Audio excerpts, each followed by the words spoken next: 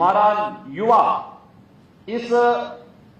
आज की modern technology के साथ जुड़ सके, उसके बारे में जानकारी ले सके,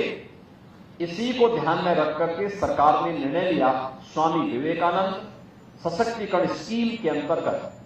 2 करोड़ युवाओं को हम टैबलेट और स्मार्टफोन उपलब्ध करवाने के बड़े कार्यक्रम को आगे बढ़ाएंगे। सैमसंग भारत की ही नहीं बल्कि दुनिया की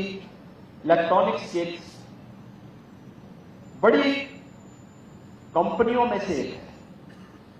और उत्तर प्रदेश के अंदर तो सैमसंग का जो निवेश है वह उत्तर प्रदेश का एक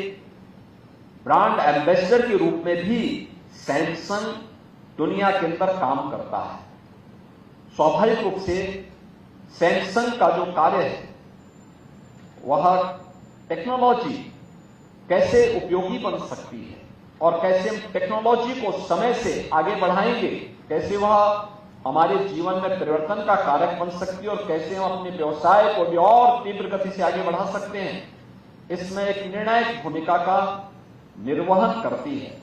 और उत्तर प्रदेश में आप जैसे युवाओं के लिए अवसर इसलिए भी है, याद रखना, भारत दुनिया के अंदर सबसे अधिक मोबाइल फोन और इंटरनेट की सुविधा प्राप्त करने वाला देश है। सबसे अधिक लोग भारत के अंदर इसका उपयोग कर रहे हैं और भारत के अंदर कुल मोबाइल मैन्युफैक्चरिंग के 55% मोबाइल अकेले उत्तर प्रदेश में बन रहे हैं। उत्तर प्रदेश के अंदर इलेक्ट्रॉनिक आइटम भारत के अंदर जितने भी बन रहे हैं उनमें 60% अकेले उत्तर प्रदेश में बन रहे हैं और इसलिए आप जैसे युवाओं के लिए इस फील्ड में बहुत सारे अवसर हैं। हां, हम इस दिशा में कैसे अपने आप को तैयार कर सकें और ये डे टू डे के कार्यों को भी कैसे टेक्नोलॉजी के माध्यम से और भी आसान बना सकें, इस दिशा में और भी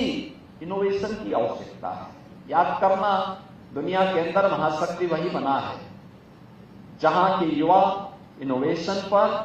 और रिसर्च एंड डेवलपमेंट के कार्यक्रम के साथ अपने आप को जोड़े हुए हैं। जितना अधिक रिसर्च एंड डेवलपमेंट होगा, बढ़ेगा, आगे चलेगा, उतने ही अच्छे परिणाम और उतनी बड़ी ताकत के रूप में वह देश और वह समाज आगे बढ़ेगा। हमें आज के इस अवसर पर इस प्रकार के अभियान को और तीव्र गति से आगे बढ़ाने की आवश्यकता है। मैं सैमसंग इनोवेशन कैंपस के लिए सैमसंग इंडिया को इस बात के लिए हृदय से धन्यवाद देता हूं कि उन्होंने गोरखपुर विश्वविद्यालय को और गोरखपुर से उत्तर प्रदेश को इस कैंपस के माध्यम से इमर्जिंग टेक्नोलॉजी के साथ हमारे युवाओं को जोड़ने का काम किया है। अच्छा होगा, हमें देखना चाहिए कि पीएम इंटर्नशिप और सीएम इंटर्नशिप की स्कीम के साथ इन युवाओं को जोड़ने की कार्रवाई और दूसरा, इन युवाओं के लिए कैंपस सिलेक्शन के माध्यम से इन्हें आगे अच्छा पैकेज प्राप्त हो सके जिससे ये लोग अपने बेहतर भविष्य की दिशा में आगे बढ़ सकें या स्टार्टअप की संस्कृति को और प्रभावी बनाने के लिए